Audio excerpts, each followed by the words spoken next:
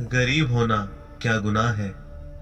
एक 7-8 साल का मासूम सा बच्चा अपनी छोटी बहन को लेकर गुरुद्वारे के एक तरफ कोने में बैठा हाथ जोड़कर भगवान से न जाने क्या मांग रहा था और मन ही मन सोच रहा था कि गरीब होना गुनाह है क्या। कपड़े में मैल लगा हुआ था मगर निहायत साफ उसके नन्हे नन्हे से गाल आंसुओं से भीग चुके थे। बहुत लोग उसकी तरफ आकर्षित थे और वह बिल्कुल अनजान अपने भगवान से बातों में लगा हुआ था। जैसे ही वह उठा, एक अजनबी ने बढ़ के उसका नन्हा सा हाथ पकड़ा और पूछा, क्या मांगा भगवान से। उसने कहा, मेरे पापा मर गए हैं, उनके लिए स्वर्ग मांगा। मेरी माँ रोती रहती है, उनके लिए सब्र मांगा। और मेरी बहन माँ से कपड़े सामान मांगती है, उसके लिए पैसे मांगे। तुम स्कूल जाते हो? अजनबी का सवाल स्वाभाविक सा सवाल था। हाँ जाता हूँ, उसने कहा। किस क्लास में पढ़ते हो? अजनबी ने पूछा। नहीं अंकल, पढ़ने नहीं जाता, माँ चने बना देती है, वह स्कूल के बच्चों को बेचता हूँ। बहुत सारे बच्चे मुझसे चने खरीदते हैं, हमारा यही काम धंधा है। बच्चे का एक एक शब्द मेरी रूह में उतर रहा था। तुम्हारा कोई रिश्तेदार? ना चाहते हुए भी अजनबी बच्चे से पूछ बैठा। पता नहीं, माँ कहती है गरीब का कोई रिश्तेदार नहीं होता। माँ झूठ नहीं बोलती, पर अंकल मुझे लगता है मेरी माँ कभी कभी झूठ बोलती है। जब हम खाना खाते हैं हमें देखती रहती है। जब कहता हूँ माँ तुम भी खाओ, तो कहती है मैंने खा लिया था।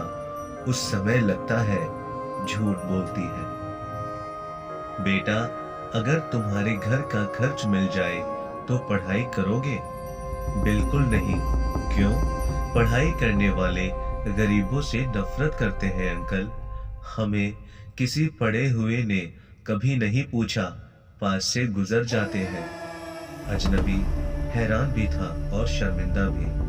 फिर उसने कहा, हर दिन इस गुरुद्वारे में आता हूँ, कभी किसी ने नहीं पूछा। यहाँ सब आने वाले मेरे पिताजी को जानते थे, मगर हमें कोई नहीं जानता। बच्चा जोर जोर से रोने लगा।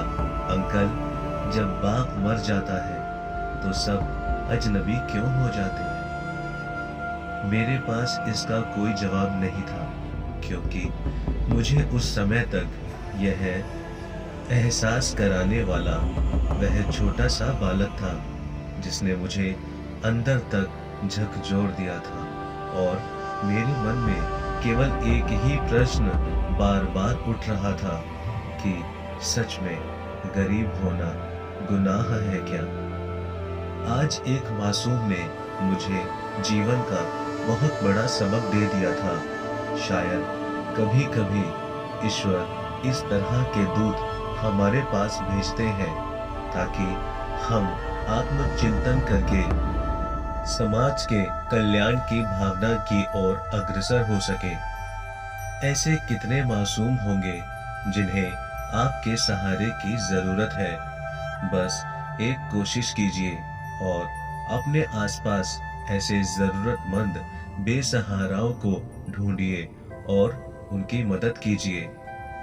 मंदिर, गुरुद्वारे में सीमेंट या अन्न की बोरी देने से पहले अपने आसपास किसी गरीब को देख लेना, शायद उसको आटे की बोरी की ज्यादा जरूरत हो। यही दरिया दिली आपको एक अच्छा इंसान बनने में मदद करेगी।